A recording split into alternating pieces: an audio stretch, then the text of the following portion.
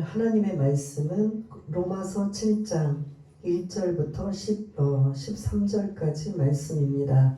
제 성경으로는 신약성경 248쪽에 있는 로마서 7장 1절부터 13절까지 말씀을 우리 다 찾으신 줄 알고 1절부터 우리 함께 13절까지 읽겠습니다. 시작. 형제들아, 내가 법하는 자들에게 말하노니 너희는 그 법이 사람이 살 동안만 그를 주관하는 줄 알지 못하느냐. 남편 있는 여인이 그 남편 생전에는 법으로 그에게 매인 바 되나 만일 그 남편이 죽으면 남편의 법에서 벗어나느니라. 그러므로 만일 그 남편 생전에 다른 남자에게 가면 음녀라. 그러나 만일 남편이 죽으면 그 법에서 자유롭게 되나니 다른 남자에게 갈지라도 음녀가 되지 아니하느니라. 그러므로 내 형제들아, 너희도 그리스도의 몸으로 말미암아 율법에 대하여 죽임을 당하였으니 이는 바르니 곧 죽은 자 가운데서 살아나신 이에게 가서 우리가 하나님을 위하여 열매를 맺게 하려 함이라. 우리가 육신에 있을 때에는 율법으로 말미암는 죄의 정욕이 우리 지체 중에 역사하여 우리로 사망을 위하여 열매를 맺게 하였더니 이제는 우리가 얽매였던 것에 대하여 죽었으므로 율법에서 벗어났으니 이러므로 우리가 영의 새로운 것으로 섬길 것이요 율법 조문에 묵은 것으로 아니할지니라. 그런즉 우리가 무슨 말을 하리요? 율법이 죄냐? 그럴 수 없느니라. 율법으로 말미암지 않고는 내가 죄를 알지 못하였으니 곧 율법이 탐내지 말라 하지 아니하였더라면 내가 탐심을 알지 못하였으리라. 그러나 죄가 기회를 타서 계명으로 말미암아 내 속에서 온갖 탐심을 이루었나니 이는 율법이 없으면 죄가 죽은 것임이라. 전에 율법을 깨닫지 못했을 때에는 내가 살았더니 계명이 이름에 죄는 살아나고 나는 죽었도다. 생명에 이르게 할 그 계명이 내게 대하여 도리어 사망에 이르게 하는 것이 되었도다. 죄가 기회를 타서 계명으로 말미암아 나를 속이고 그것으로 나를 죽였는지라. 이로 보건대 율법은 거룩하고 계명도 거룩하고 의로우며 선하도다. 그런즉 선한 것이 내게 사망이 되었느냐? 그럴 수 없느니라. 오직 죄가 죄로 드러나기 위하여 선한 그것으로 말미암아 나를 죽게 만들었으니 이는 계명으로 말미암아 죄로 심히 죄되게 하려 함이라. 아멘. 예, 오늘 제목은 율법으로부터의 자유라는 말씀으로 함께 은혜를 나누려고 합니다. 우리가 7장에 1절부터 13절까지 계속 읽었는데 반복되는 단어가 등장해요. 그게 뭐죠? 예, 율법입니다. 우리가 1장부터 6장은 거의 죄로부터의 자유를 우리가 예수 그리스도를 통한 구원 때문에 이루어졌다면 오늘 7장은 율법으로부터의 자유에 대한 말씀을 나누려고 합니다. 그래서 율법은 여러분들이 뭘로 생각하죠? 율법이 뭐예요? 계명이에요. 그래서 여러분들 여기서 율법과 계명을 교차적으로 설명하고 있는데 율법은 좀 넓은 의미고 계명은 말 그대로 몇 계명? 10계명. 모세가 하나님으로부터 받은 계명. 그래서 사실은 넓은 의미, 좁은 의미에서 같은 의미로 여러분들이 생각하시면 되고, 그러면 율법으로부터의 자유가 도대체 어떤 자유인가 라는 것을 말씀을 드리려고 합니다. 이게 1절부터 3절까지 내용을 제가 그냥 조금 쉽게 예화를 들면서 말씀을 드리려고 해요. 어느 여자분이 결혼을 했습니다. 결혼한 남편은 완벽주의자예요. 어느 것 하나 부족함이 없어요. 말 그대로 완벽해요. 흠이 없고 티가 없고 경제적으로 능력적으로 이 모든 것들이 완벽한 남편을 만났어요. 이 남편을 만난 여인은 행복할까요? 행복하지 않을까요? 완벽한 남편. 예? 어떠실 것 같아요? 불행해요. 왜요? 정했지. 행복도 있고 불행도 있고. 왜 불행해요? 그러니까 행복도 불행도 있으니까 여긴 좀 이해가 돼. 근데 딱 단정짓게 불행해요는 왜 그렇게 나와요? 너무 못 살죠. 너무 완벽하니까. 완벽하니까. 그렇게 말씀하시는 사람들이 부족해서 그런 거 아닌가. 아무튼 완벽해요. 뭐 경제적으로 능력적으로 모든 행실로 뭐 하나 트집 잡을 게 없어요. 근데 그러면 이 여인이 행복해야 되는데 말씀하신 대로 근데 이 남편이 자기가 완벽하니까 아내도 뭐 하길 바래요? 완벽하길 바래요. 근데 이 아내는 완벽하지 못해요.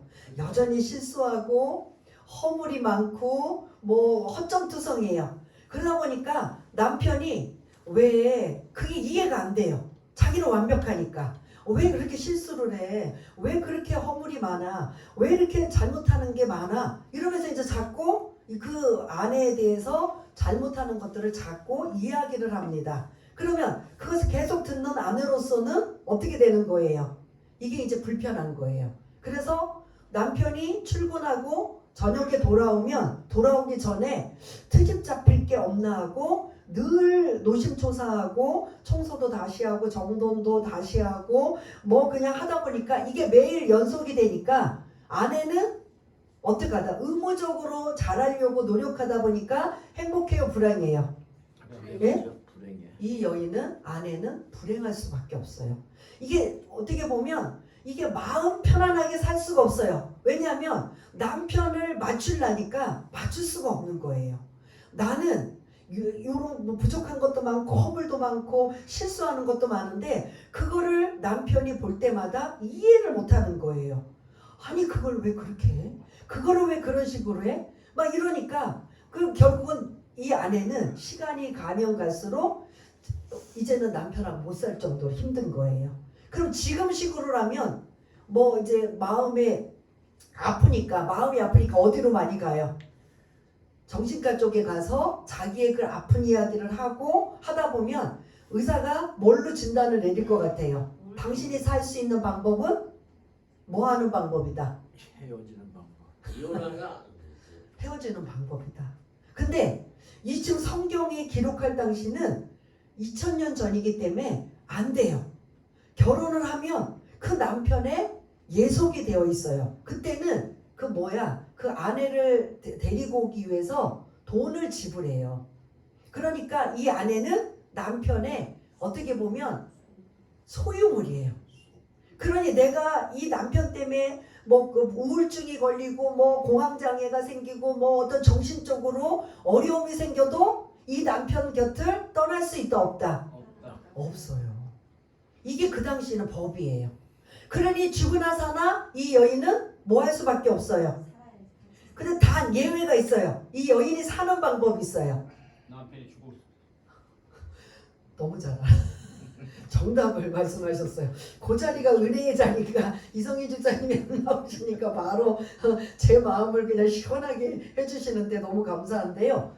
그 여인이 사는 방법은 남편이 죽는 것 외에는 이 여인이 자유가 없어요. 근데 시간이 지나서 남편이 먼저 죽었어요. 그래서 이 여인은 어떻게 된 거예요? 자유가 된 거예요. 근데 그 당시에는 혼자 살 수가 없으니까 어느 정도 이제 마음을 추스리고 나서 다시 이 여인은 결혼할 수밖에 없어요. 살 수 있는 방법이 없으니까. 그래서 새 남편을 만났는데 이 남편도 완벽주의자네? 한장하네. 완벽해요. 경제적으로 능력적으로 뭐 하나 빠지는 게 없는데 근데 이 남편은 옛 남편보다 하나 더 가지고 있는 게 뭐냐면 성격이 좋아요. 그러면 살 수 있다 없다?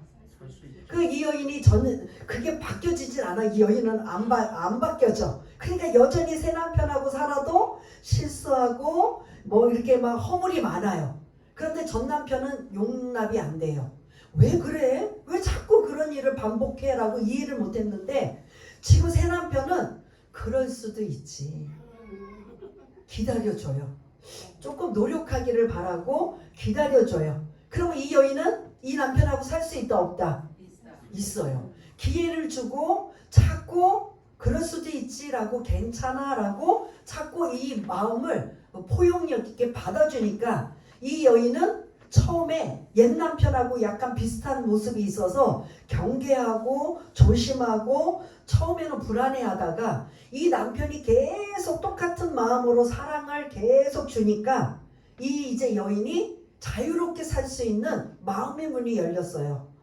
실수를 해도 옛 남편일 때는 어떡하지? 이것도 야단 맞네? 또 지적받겠네? 혼나겠네? 이런 막 불안감이 엄습해서 정말 정신적으로도 이게 살 수가 없는데 새 남편은 그런 게 없어요. 실수를 해도 괜찮아. 그럴 수도 있지 뭐. 이러고 포용해주고 용납해주니까 이제 그렇게 실수를 한 이 여인은 마음이 불안하다? 안 불안하다?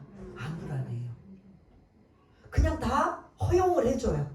그러나 이 여인은 계속 그 남편의 사랑을 받으면서 진짜 이 남편은 나를 사랑하는구나 라고 느껴진 이후에는 이제 그 남편을 저녁에 기다려질까요? 옛 남편처럼 오는 게 불안할까요?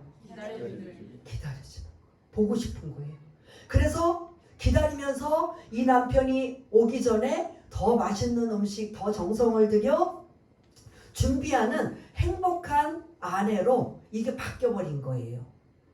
그래서 아까 먼저 드린 옛 남편은 완벽하지만 그의 잘못이나 허물을 용납하지 못하다 보니까 이 여인의 시간이 가면 갈수록 행복하다 불행하다? 불행한 여인이었었어요. 그런데 마침 이 남편이 죽는 바람에 자유인이 되어 새 남편을 맞았는데 이 새 남편은 자기의 허물과 이런 잘못한 것까지도 다 덮어주고 감싸 안아주다 보니까 그것을 진정 그 마음을 헤아리고 알다 보니까 이 여인은 이제 어떤 인생으로 살게 되었다? 행복한 인생으로 살게 되었다. 이 말씀을 잘 염두에 두셔서 그 옛 남편과 새 남편을 이 여인이 만났잖아요. 그래서 이 옛 남편은 오늘 말씀이 율법이에요. 율법. 말씀이에요. 그 율법을 지켜야만 되는 거예요.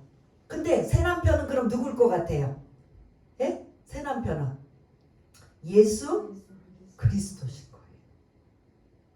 말씀 자체로는 지켜야 돼. 하지 말라라는 건 하지 말아야 되고 하라 하는 건 해야 돼요. 그 10계명의 1계명부터 10계명까지는 두 가지예요. 하라 그리고 하지 말라예요.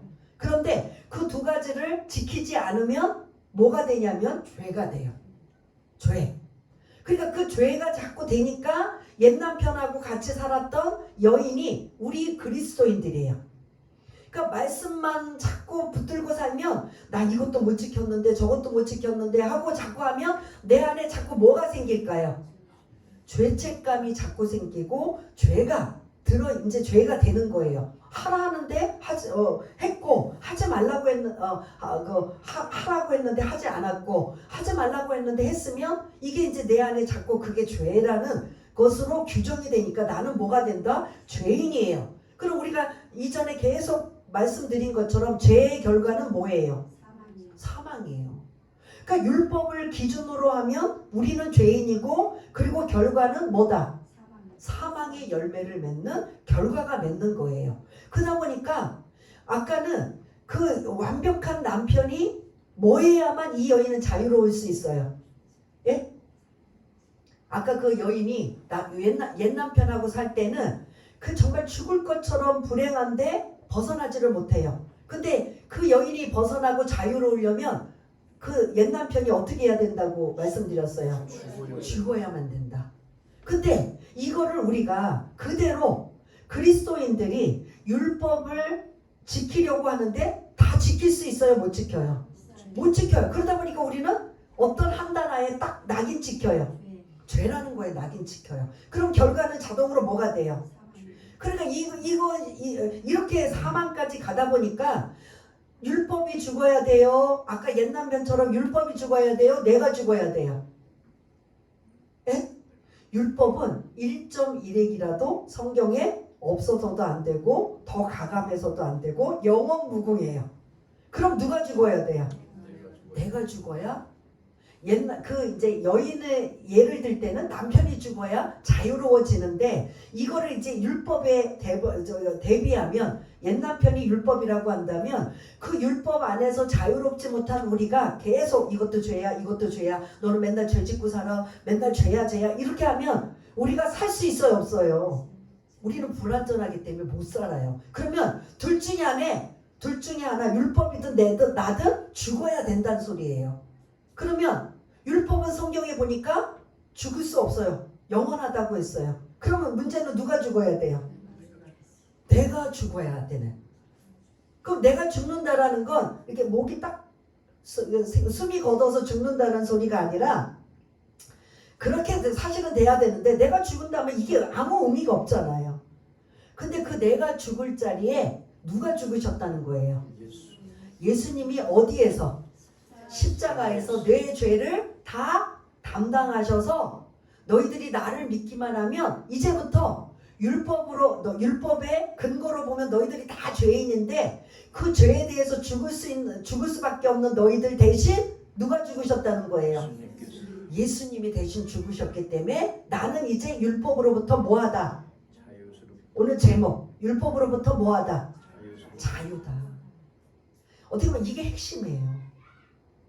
그게 이제 오늘 여러분들이 그 PPT를 띄워주시면 1절부터 보면은 형제들아 내가 법 아는 자들에게 말하노니 너희들이 그 법이 사람이 살 동안만 그를 주관하는 줄 알지 못하냐라고 하면서 법이 계속 사람들을 올가매는데 그 법에서 벗어나기 위해서는 뭐한다?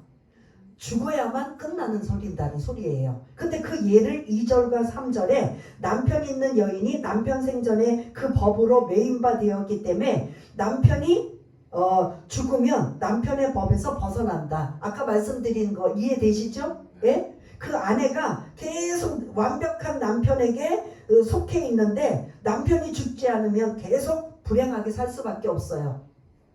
그런데 남편이 죽으니까 이제 남편의 법에서 벗어나서 어떻게 됐다? 자유롭게 됐다는 소리예요. 3절은 예외. 만일 여인이 나는 정말 이 남편하고 못 살 것 같아 하고 그냥 도망가거나 떠난다면 음녀라는 표현을 해서 그건 이제 돌에 맞아 죽어도 되는 이러한 그런 상황이 되기 때문에 3절은 이제 제가 말씀 안 드리고 지금 예를 들었던 2절의 말씀을 여러분들이 기억하시면서 4절을 읽으시면 지금까지 말씀드린 거 이해가 되실 거예요. 4절 시작. 좀 길지만 4절 한번 읽어보겠습니다. 시작. 그러므로 내 형제들아 너희도 그리스도의 몸으로 말미암아 율법에 대하여 죽임을 당하였으니 이는 다르니 곧 죽은 자 가운데서 살아나신 이에게 가서 우리가 하나님을 위하여 열매를 맺게 하려 함이라. 아멘.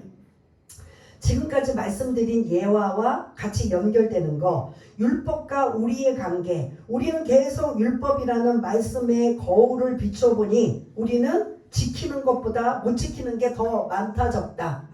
그러므로 우리는 뭐다? 죄인이라는 소리예요.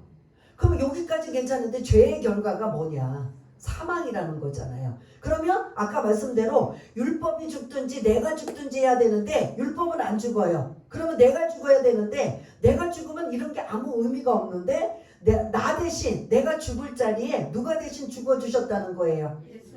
예수님이 대신 죽어주셨기 때문에 나는 그 문제에 대해서 나는 해결이 되었다라는 이 말씀이에요. 그래서 이제 율법은 죄에 대한 부분을 깨닫게 하고 그래서 죄의 결과 사망인데 이제는 나는 그 죄로부터 자유하게 되어서 4절 마지막에 보면 나는 이제 그 율법을 통해서 뭐를 맺게 하는 자가 되어야 된다? 열매를. 이전에 예수 믿기 전에는 율법이라는 것 때문에 나는 죄인이고 결국 못 지키니까 죽을 수밖에 없는 이런 건데 예수님이 대신 나의 죽을 수밖에 없는 나를 대신 죽어주셨기 때문에 이제 나는 율법으로부터 자유가 되었어요. 근데 우리는 그 율법을 떠날 수가 없어요. 율법이 기준이에요. 우리가 살아가는. 그런데 그 율법이 이전에는 죄냐 아니냐 이런 거에 따졌지만 구원받은 하나님의 자녀들은 이제는 그 율법을 통해서 보고 아 이게 죄야 아니야 이렇게 따지는 게 아니라 이제는 그 율법을 통해서 내가 지키며 하나씩 지키면서 뭐를 맺기 위해? 열매를 맺기 위한 율법으로 바뀌어진다는 소리예요. 이전에 예수 믿기 전에는 율법이 죄냐 아니냐의 근거를 따졌다면 이제는 예수님 때문에 율법으로부터 자유롭게 됐다면 죄에 대해서 묻고 따지는 게 아니라 내가 이제 이거를 어떻게 지키느냐. 아까 제가 말씀드렸죠. 그 완벽한 남편이 무조건 사랑해주고 그 사랑을 느끼다 보니까 이 아내는 이제 자연스럽게 마음에 우러나와서 그 남편을 어떻게 해요? 존경하고 사랑하고 행복하게 살잖아요. 그게 지금 우리가 예수 믿는 사람들이 율법으로부터 자유로워져서 예수님이 무조건 덮어주시고 감싸 안아 주었다면 이제 우리는 자연적으로 마음이 우러나와서 뭐를 맺는 삶을 살아야 된다고요? 열매를 맺는. 이해가 되시나요? 예.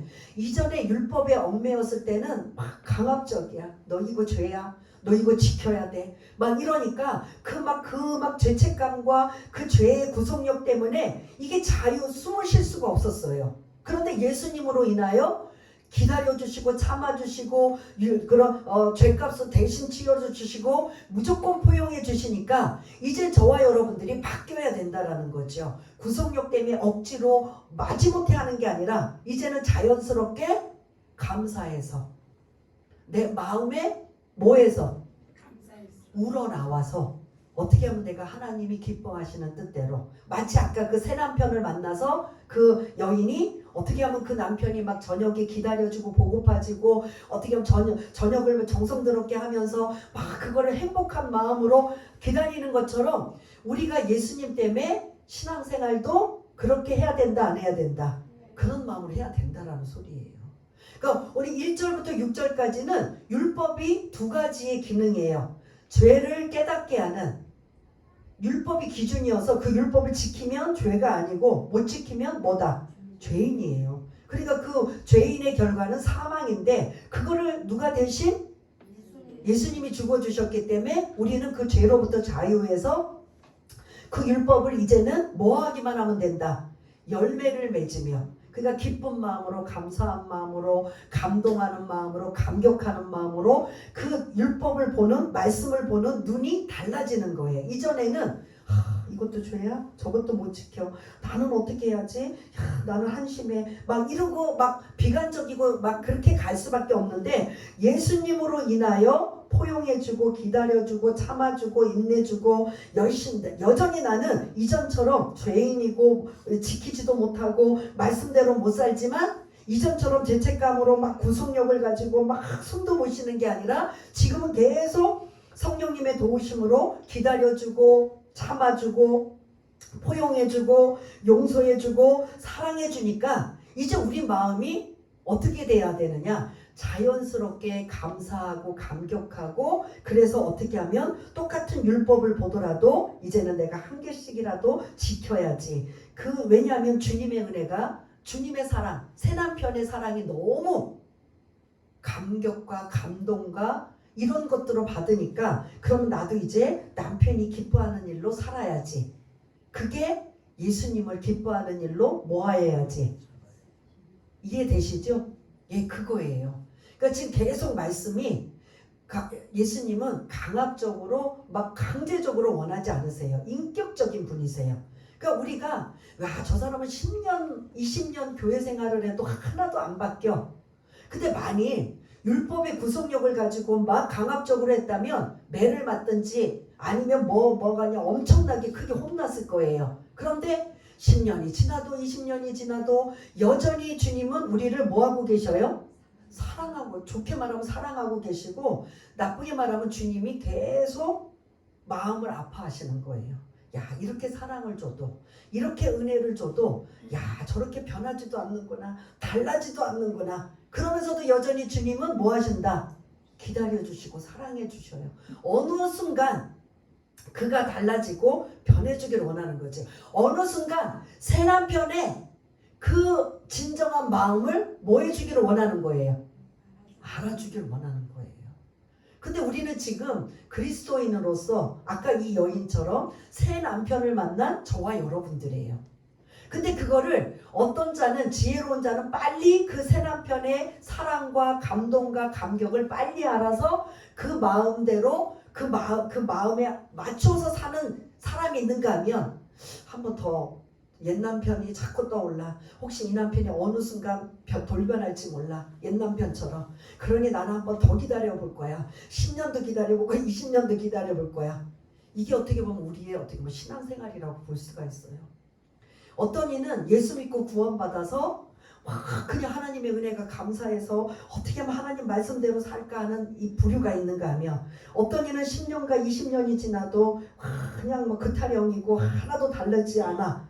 하나님은 여전히 사랑하시고 똑같아. 금방 변화된 사람이나 나중에 변화될 사람도 똑같이 여전히 하나님은 변덕이 없으시고 똑같이 사랑하셔. 문제 변화는 누구에게 달려있다? 예? 누구에게 달려있어요? 우리에게 달려있는 거죠. 어떤 이는 그 남편의 사랑을 빨리 깨닫고 진짜 이 남편이 나를 진짜 사랑하는구나. 나를 진정 포용하고 감싸주고 기다려주시는구나. 이거를 빨리 느낀 자는 빨리 이 새 남편과 함께 행복한 삶을 살아요. 근데 계속 의심하고 안 믿고 여전히 그 옛날에 그런 불신했던 그거를 언제 풀지를 않아요. 마음을 열지를 않아요. 그러니 새 남편은 계속 사랑을 줘도 이 아내가 마음을 열지 않으니까 힘들지만 그래도 계속 사랑을 줘요. 근데 여전히 누가 안 주고 있어요? 아내가 안 주고 있는 거예요. 그 아내는 누구다? 우리들이에요. 이해되시죠? 어떻게 보면 이 말씀이 오늘 사실은 제 이 말씀이 그냥 읽으면 저도 어려워요. 여러분들도 어려워서 이 말씀을 어떻게 풀어갈까 하는데 이 예화가 여러분들한테 딱 옛 남편과 새 남편, 율법과 그리스도, 예수님. 근데 그 예수님은 지금도 여전히 변함없이 우리를 뭐하고 계신다? 사랑하고 계셔요. 누구만 사랑하고 A만 사랑하고 B는 좀 차별하고 C는 더 안 사랑하고 이게 아니라 구원받은 하나님의 자녀들은 다 뭐한다? 사랑하셔요. 똑같이.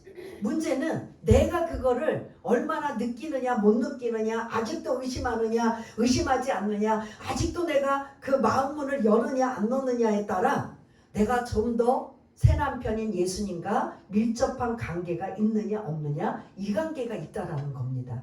이게 6절까지의 말씀이고요.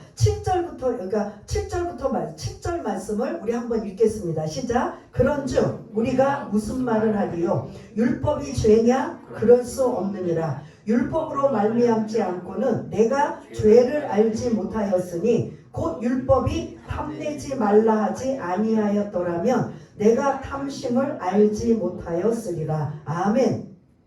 이게 이제 상반절과 하반절로 나눠져 있는데 일단 질문이 그럼 지금까지 제가 여러분들한테 말씀드린 율법이 죄예요? 율법이 나쁜 거예요? 예? 율법은 우리 신앙에 뭐라고 했어요? 기준이라고 했어요. 문제는 누구한테 있는 거예요? 그러니까 이거 율법이 죄냐 하면 이게 맞아요, 틀려요? 율법은 이렇게 살아라, 이건 하지 말아라, 이건 이렇게 해라 이런 말씀이에요. 그러면 이게 지금 나쁜 거예요? 이걸 지키지 못하는 우리가 죄인이라는 거죠. 그래서 이거를 옛 남편, 새 남편, 율법, 그리스도를 이제 설명하다 보니까 여러분들이 이제 이 사도 바울이 이 글을 쓰면서 이 사람들이 이걸 오해할 수 있겠구나. 그럼 율법이 죄냐? 라고 이렇게 지금 질문 던져요. 그러면 여러분들은 뭐라고 대답해야 돼요? 아니다. 이걸 지키지 못하는 누가 죄인이다.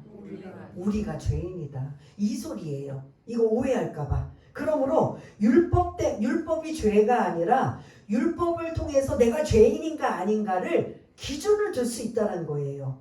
율법이 있기 전에는 율법이 뭐라고 했어요? 간략하게 계명이라고 말씀드렸잖아요. 십계명. 그러면 모세가 십계명을 받기 전에는 그 살인하지 말라, 도둑질하지 말라, 간음하지 말라, 남의 물건을 빼앗지 말라 이것들이 모세가 십계명을 받기 전에 율법을 받기 전에는 이게 죄인지를 몰랐던 거예요. 그러니까 무법천하예요. 무법천지예요. 남의 거 막 갖고 싶으면 뺏어도 되고, 남의 뭐 안에 탐이 나면 뭐 음란한 짓을 해도 되고, 이게 죄라고 여기지 못하는 이런 거였는데, 십계명을 딱 받은 이후부터는 그들이 늘 죄라고 여기지 않았던 남의 물건 뺏고 훔치고 도적질하고 살인하고 간감 이런 것들이 죄라고 여기지 않았는데, 십계명을 딱 받은 이후부터는 이게 뭐다? 죄라는 걸 여겨서 이제 그때부터 우리는 내가 죄인이구나, 아닌 것을 분별할 수가 있게 됐다는 거죠. 여러분들 그 십계명 중에 뭐 우리는 윤리적으로 살인하지 말라, 간음하지 말라, 도둑질하지 말라 뭐 이런 것들은 당연히 법에 없어도 이건 우리는 지킵니다 라고 하지만 안 지키는 사람도 사실은 많이 있어요. 근데 지금 7절을 여러분들이 하반절을 딱 읽으면 십계명의 몇 번째 계명이 지금 등장하고 있어요. 몇 번째 계명? 예? 일단 몇 번째는 모르더라도 그 7절 하반절에 보면 뭐 하지 말라? 탐하지 말라. 탐내지 말라. 그게 십계명의 몇 번째일 것 같아요? 1계명부터 3계명까지는 하나님의 계명이고, 예? 4계명은 뭐 안식일을 거룩히 지켜라. 5계명은 내 부모를 공경하라. 그 다음에 6계명부터 살인하지 마라, 가늠하지 말라, 도둑질하지 말라. 그리고 9계명은 내 이웃의 물건을 탐내지 말라. 이웃의 것을 탐내지 말라.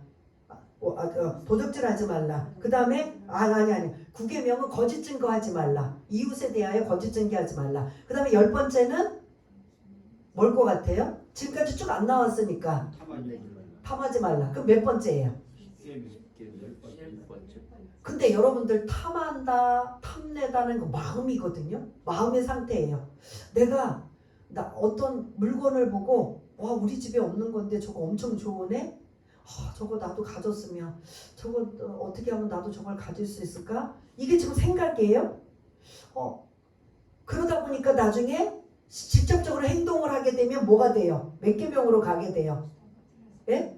도둑질하지 말라는 8계명으로 가게 돼요. 그럼 다 살인과 간음과 도적질과 이것들 행동을 옮기기 전에는 다 그들이 행동을 하기 전에 마음의 상태가 있었어요, 없었어요? 동기부여가 있어요. 갖고 싶어. 뺏는 거야. 뭐 하고 싶어? 훔쳐오는 거야. 그러면 이 마음 안에 뭐가 먼저 생기는 거예요? 탐내는 걸, 탐욕이 먼저 있는 거예요. 그러다 보니까 그 탐욕을 절제하지 못하면 뭐 하는 거예요? 훔치거나 빼앗거나 도적질하게 되는 이런 부분이 되다 보니까 그 십계명 중에 어떻게 보면 여러분들 솔직히 말해서 법 하다 보면 10번째 계명이 법에 저촉이 돼요, 안 돼요? 탐내는 거에 대해서. 예? 우리 대한민국 법에 우리 이거 성경 십계명의 10번째 계명이 딱 있다고 해요. 여러분들 탐내지 마십시오 라고 하면 이게 법이 돼. 이게 죄가 돼요, 안 돼요? 훔쳐야 죄가 되지. 그러니까요. 지금 그걸 여쭤보는 거예요. 죄가 돼요, 안 돼요? 탐내지 말라는 죄 아닌 것 같아. 내 속에서 별의별 짓을 네. 음탕한 짓이고 훔치고 뭐 하루에 10번도 죽이는 생각하고 이런 것들 해서도 이게 죄가 돼요, 안 돼요? 안 돼요. 네. 그걸 행동으로 옮겨야만 죄가 되는 거잖아요. 그런데 사실은 모든 행동으로 옮기기 전에 동기가 뭐부터 생기는 거예요? 탐내는 거.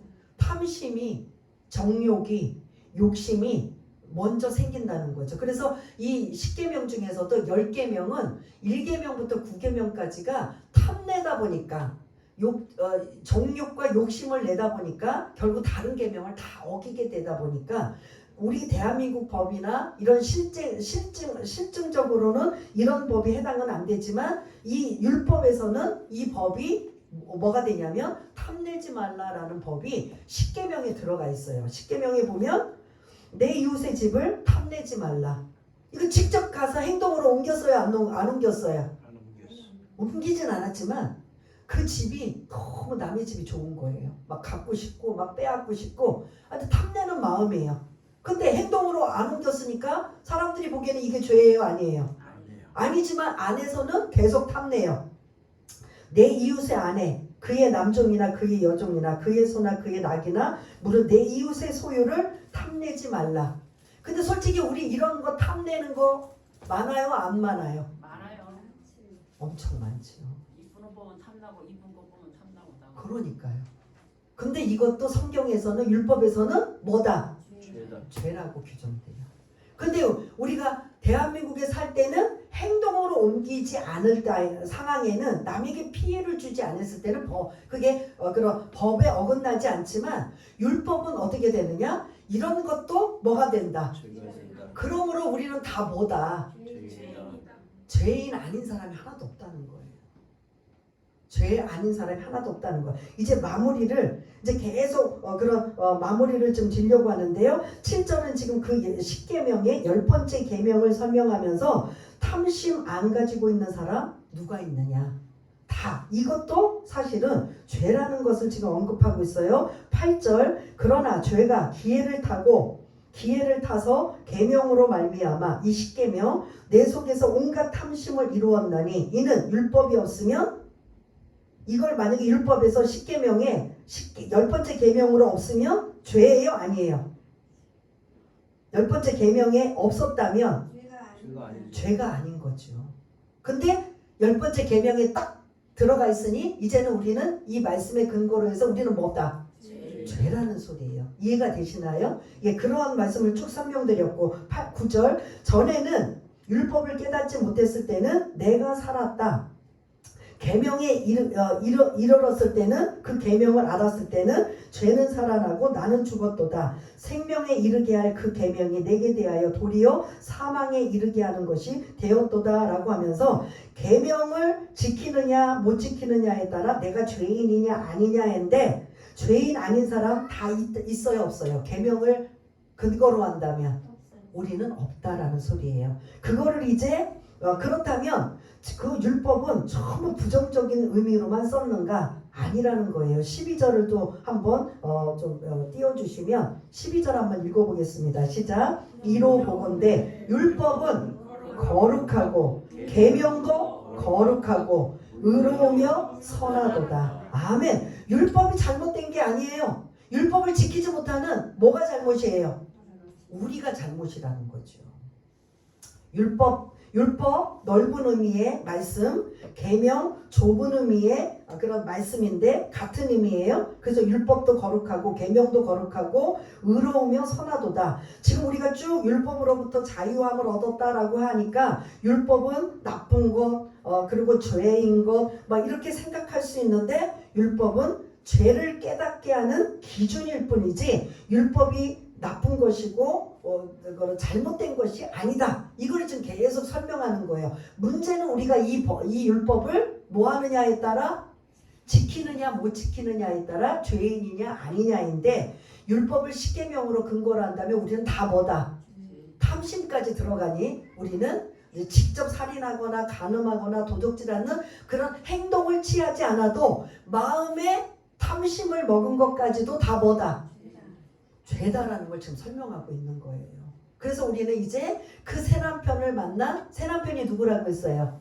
예수님을 만나서 그 예수님의 사랑을 우리가 흠뻑 받고 있으니 이제는 그 율법이 이전에는 죄의 구속력이었는데 죄의 문제를 예수님이 다 해결해 주셔서 우리는 그 율법을 볼 때마다 나 이것도 못 지켜 저것도 못 지켜 그래서 나는 막 이거에 대해서 막 구속력을 가져서 막 숨을 못 쉬겠어 막 갑갑해 이게 아니라 예수님 때문에 이제는 그 율법을 보는 시선이 달라져서 이제는 그 율법대로 어떻게 할까? 어떻게 하면 내가 한 가지라도 두 가지라도 뭐 하며 살까? 지키며 살까? 열매를 맺으며 살까? 왜냐? 그랬잖아 아까 옛 남편은 무섭고 두려워서 막 의무적으로 막 불행한데도 막 어거지로 했는데 새 남편을 만났을 때는 그 사랑이 너무너무 막 이게 이제 막 느끼니까 이제 마음이 변화가 됐어요 안 됐어요? 변화가 돼서 그 남편 때문에 행복하고 보고 싶고 빨리 만나고 싶고 그 남편이 좋아하는 거 내가 이제 하고 싶고 이게 달라진 것처럼 우리 그리스도인들도 그 새 남편인 예수님을 통하여 그 사랑이 너무나 감사하고 감격하고 은혜로워서 이제 우리도 마음에 우러나와서 율법을 보는 시각이 어떻게 돼야 된다? 달라져야 되는 거죠. 아 그래, 내가 새 남편을 만나 내 새 남편의 사랑을 이렇게 받으면 나도 이걸 하나씩이라도 지키며 살아야지, 노력해야지, 변화되려고 애써야지. 이거를 주님이, 새 남편인 주님이 우리에게 뭐 하시는 거예요? 요구하시는 거예요. 이해되시죠? 네. 그래서 이제 마지막 13절을 읽고 마무리하려고 합니다. 우리 한번 13절 읽겠습니다. 시작. 그런즉 선한 것이 내게 사망이 되었느냐? 그럴 수 없느니라. 오직 죄가 죄로 드러나기 위하여 선한 그것으로 말미암아 나를 죽게 만들었으니 이는 계명으로 말미암아 죄로 심히 죄되게 하려 함이라. 아멘. 13절에 그런즉 선한 것이, 이거 뭐예요? 말을 바꿨어요. 뭐예요? 선한 것이라는 게? 예? 그렇습니다. 지금 12절의 말씀에 연결해요. 율법도 거룩하고 계명도 거룩하고 의로고 선하도다 라고 하면서 그런즉, 그 12절의 말씀이 그런즉 선한 것은, 그걸 율법은 내게 사망이 되었느냐? 그럴 수 없느니라 이렇게 안 쓰고 그것을 선한 것으로 바꿔서 율법은 선한 것인데 내게 사망이 되기 위해서 율법이 있느냐? 그럴 수 없는 것이다. 오직 그 율법이 죄가 죄로 드러나기 위하여 선한 그것으로 율법으로 말미암아 나를 죽게 만들었으니 이는 율법 즉 계명으로 말미암아 죄로 심히 죄되게 하려 함이라 라고 언급하고 있는 걸 볼 수가 있습니다. 그래서 이제 구원받은 우리들은 내가 죽어야 할 자리에 누가 죽으신 거예요? 예수님이 죽음까지도 내어주시면서 우리를 사랑하셨다는 거예요. 그 사랑을 우리가 이제는 느끼고 경험하고 체험하며 살아야 된다는 건데 우리는 그걸 여전히 아직도 못 믿겠어. 난 아직도 마음문을 못 열어. 나를 위해서 죽으신 거 내가 어떻게 알아? 난 아직도 그 사랑을 못 느끼겠어. 그리고 여전히 우리는 믿음이 안 생기는 거예요. 근데 주님은 계속 기다리세요. 언제까지? 계속. 우리가 뭐 하도록? 그 주님이 나를 위해 얼마나 사랑하시는지 그 믿음이 계속 생기도록 저는 여러분들한테 그 믿음이 생기도록 뭐 해주는 거예요? 말씀을 계속 가르쳐 주는 거예요. 오늘 이 말씀이 다른 거 다 잊어버려도 새 남편인 예수님을 우리가 만났으니 이전에는 율법이 기준이 되어서 나는 죄인이야 라고 구속력을 가졌는데 이제는 그 율법의 또 다른 시선, 어떻게 하면 그 사랑을 받은 나는 그 율법으로 지키며 살까? 이 상황이 바뀐 거예요. 옛날에는 죄냐 아니냐, 너 왜 이거 못 지켜, 왜 이거 못해, 너 결국은 그러면 죽음밖에 없어, 사망밖에 없어, 그러니 지켜야 돼. 그래서 막 꼭 쪽집게처럼 막 그냥 우리의 잘못을 막 찝었다면 이제는 그렇게 하지 않고 우리의 시선이 그 사랑을 충분히 받았다면 어떻게 하면 그 주님의 사랑을 받은 우리가 이제는 그 똑같은 율법을 가지고서도 어떻게 살아야 되느냐, 열매를 맺고 주님이 기뻐하시는, 그래 율법에 이런 말씀에 이렇게 하지 말라고 했으니 우리 하지 말자, 이렇게 하라고 했으니 우리 하도록 노력하자. 이거를 조금씩 우리가 한 걸음 한 걸음 나아가는 게 뭐라고 했어요? 이 땅에서 우리 귀한 이름 성화예요. 새 남편 만나서 내가 이제는 조금씩 나의 허물과 그 추함과 이러한 부족함을 자꾸 버리고 말씀대로 살려고 노력하는 가정이 뭐라고요? 성화예요. 어쩜 이름도 그렇게 잘 지셨는지. 지금 우리는 뭐 하는 가정이다? 새 남편 만나서 성화되는 거예요. 나의 막 말씀으로, 내가 예전에는 이게 죄인지도 몰랐고 막 천방지축으로 살았는데 말씀을 딱 보니까 이것도 걸리고 저것도 걸리네. 와, 그런데 이전에는 막 율법 남편에서는 막 그냥 재구속력으로 막 정죄하고 판단하고 막 나를 막 눌렀는데 지금 새 남편 예수님은 그냥 괜찮아, 조금씩 노력하고 조금씩 기다려줄게, 괜찮아 하면서 이렇게 포용력을 주고 있는 그 사랑을 우리가 받고 있는 상황에 달라지고 변화지는 성화 과정을 저희가 이루고 있다면, 매일 여러분들이 난 성화를 이뤄야 되는데, 난 조금씩 주님을 닮아야 가야 되는데, 그거를 여러분들이 생각할 때 딱 뭐를 생각하냐면 주님이 나를 위해 뭐 하셨던 사랑을 여러분들이 느끼셔야 돼요. 무슨 사랑? 십자가에서 나를 위해 죽으신 그 사랑을 막 머리부터 발끝까지 성령의 충만한 은혜로 막 그냥 감싸 안아주면, 그럼 그 은혜 때문에 새 남편을 사랑하는 그 마음이 이제 막 자꾸 마음문이 열리는 거예요. 저와 여러분들이 그렇게 사시는 우리 모두가 되시기를 바라겠습니다. 우리 함께 잠시 이 말씀을 붙잡고 한번 기도하는 시간을 갖겠습니다. 할렐루야. 사랑이 많으신 하나님 아버지, 오늘 7장은 아직 반 남았지만 율법으로부터의 자유라는 말씀을 가지고 우리가 함께 은혜를 나눕니다. 옛 남편인 율법을 만났을 때는 자기가 완벽하기 때문에 너희들은 왜 이걸 못 지켜?